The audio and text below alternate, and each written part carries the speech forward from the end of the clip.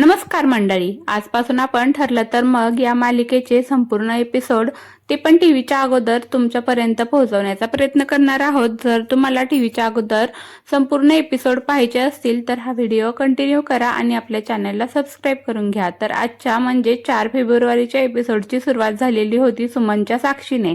सुमन कोर्टामध्ये साक्ष देत होती आणि नागराजचे वकील तिला प्रश्न विचारत होते। त्यावेळेस सुमन खूप घाबरलेली होती, पण तरीही ती धीराने बोलत होती।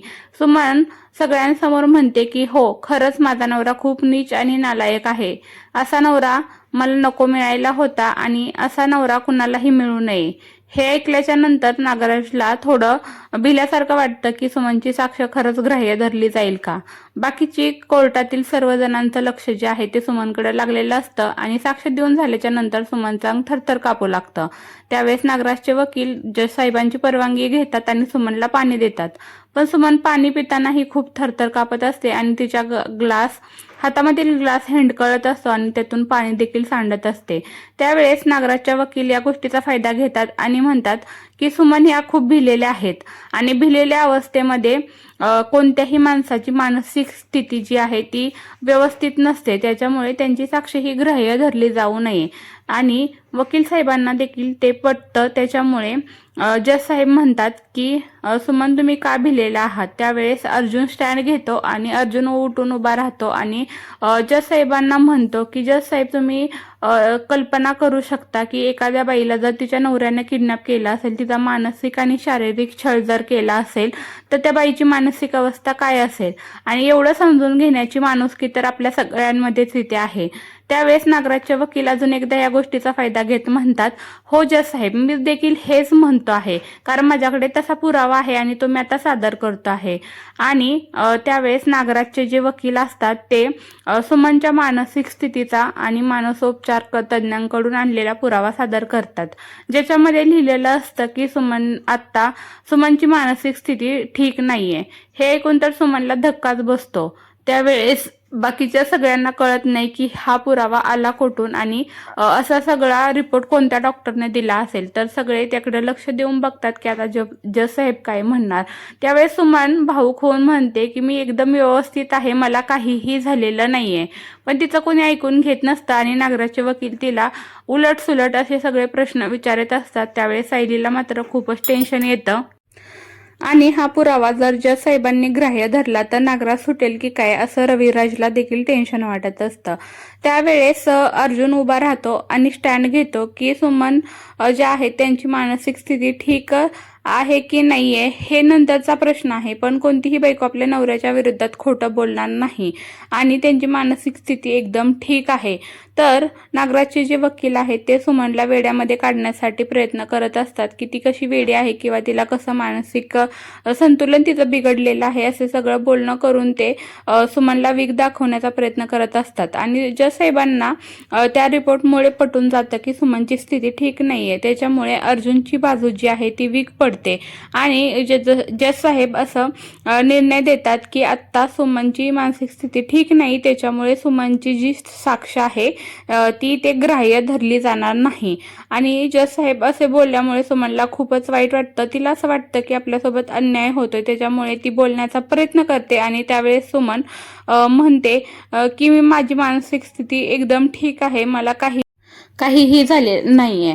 आणि जज साहेब सुमनला जागेवरती बसायला सांगतात। सुमन खूप पॅनिक झालेली असते, ती म्हणत देखील असते की मला काहीही झालेलं नाही, माझी मानसिक स्थिती ठीक आहे। पण सुमन जागेवर बसल्यावरती सायली सुमनला धीर देते आणि म्हणते की काकू तुम्ही भिवू नका, सगळं ठीक होईल, व्यवस्थित बसा, आणि ती आधार देत असते। त्याच्यानंतर नागराजचे वकील जे आहेत ते पुढची खेळी करायला सुरुवात करतात आणि सर्वांसमोर हा प्रश्न उपस्थित करतात की नागराज किल्लेदार यांना कशासाठी ह्या कोर्टात आणलेला आहे, सुमनला किडनॅप करण्यासाठी की 22 वर्षापूर्वी रविराज किल्लेदार यांचा जो ऍक्सिडेंट झाला होता त्याच्यासाठी।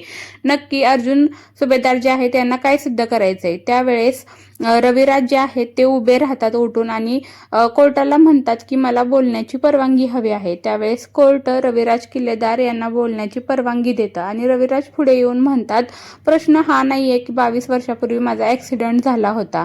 त्यावेळेस नागराजचे जे वकील असतात ते म्हणतात की 22 वर्षापूर्वी जो ऍक्सिडेंट झाला होता, त्याच्यामध्ये तर 3 व्यक्ती होत्या गाडीमध्ये आणि त्यातली कोणतीच व्यक्ती मेली नाहीये. मग नागराज किल्लेदार हे कसे काय गुन्हेगार ठरतील? त्यावेळेस रविराज म्हणतात की ते आम्ही मेलो नाही, ह्याचा अर्थ असा नाहीये की आमचा मानसिक छळ झालेला नाहीये. दुसरीकडे ना ही प्रिया घरी खूप टेन्शनमध्ये असते की कोर्टामध्ये नक्की काय चाललं असेल.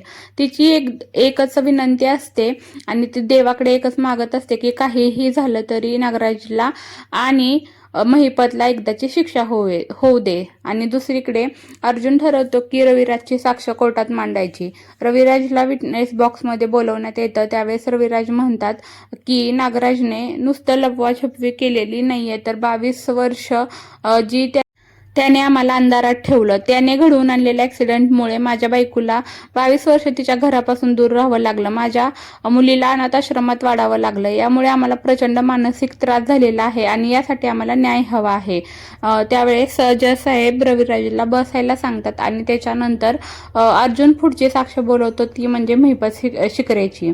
ज्यावेळेस महिपत शिकरे कोर्टामध्ये येतो त्यावेळेस खरं तर नागराज भितो की आता महिपत खरंच माझ्या उलट साक्ष देणार की काय काय होते आणि काय नाही असं नागराजला वाटत असतं. त्यावेळेस अर्जुन महिपतला विचारतो की तुम्हाला 22 वर्षापूर्वी ॲक्सिडेंट करण्यासाठी कोणी सुपारी दिली होती, त्याचं नाव मला सांगा.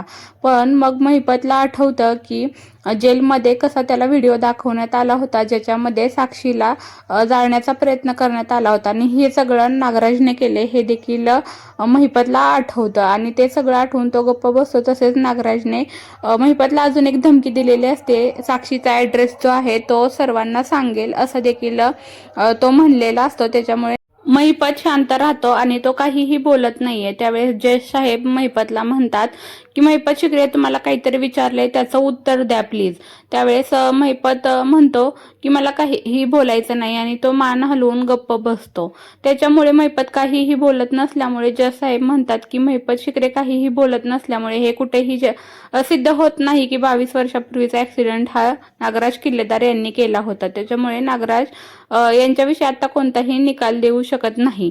त्यावेळेस अर्जुन म्हणतो जज साहेब थांबा, माझ्याकडे अजून एक मोठा पुरावा आहे आणि तो व्हिडिओ रेकॉर्ड केलेली जी क्लिप असते ती जज साहेबांना देतो आणि जज साहेब ती प्ले करतात आणि त्यांना दिसतं. त्यावेळेस नागराज जो पुरावा देतो जज साहेब तो व्हिडिओ प्ले करतात आणि त्याच्यानंतर होतं असं की नागराजने जी कबुली जबाब दिलेला असतो तो त्या व्हिडिओमध्ये दिसतो. पण नागराजचे जे वकील असतात ते हुशार असतात, त्याच्यामुळे तो टेक्नॉलॉजीचा वापर करून सेम टू सेम तसाच व्हिडिओ ते बसल्या बसल्या तिथेच लगेच बनवतात आणि जज साहेबांना म्हणतात की हा व्हिडिओ आहे हा खोटा देखील असू शकतो. आजकाल काय कॉलेजला जाणारी मुलं म्हणा किंवा शाळेतील मुलं कोणी पण असा व्हिडिओ बनवू शकतं, कोणीही कुणाचाही आवाज वापरू शकतं.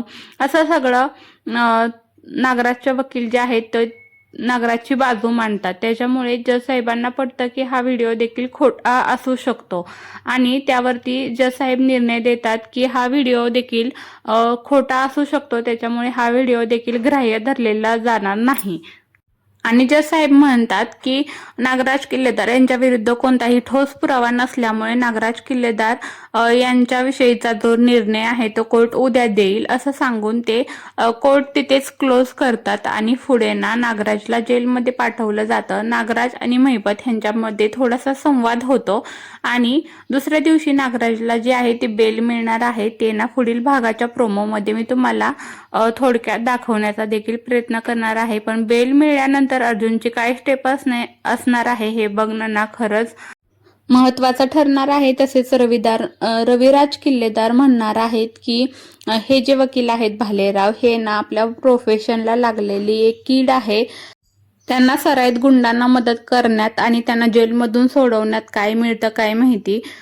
तर अशा सारख्या वकिलांवरती खरंच ॲक्शन घ्यायला हवी आहे असं रविराज यांचं मत असतं. तर कसा वाटला तुम्हाला हा एपिसोड मला नक्की कमेंट करून सांगा आणि रोजचे असे एपिसोड बघायला आवडतील का हे देखील मला कमेंट करून सांगा. भेटूया उद्याच्या भागामध्ये 5 फेब्रुवारीच्या भागामध्ये. बाय.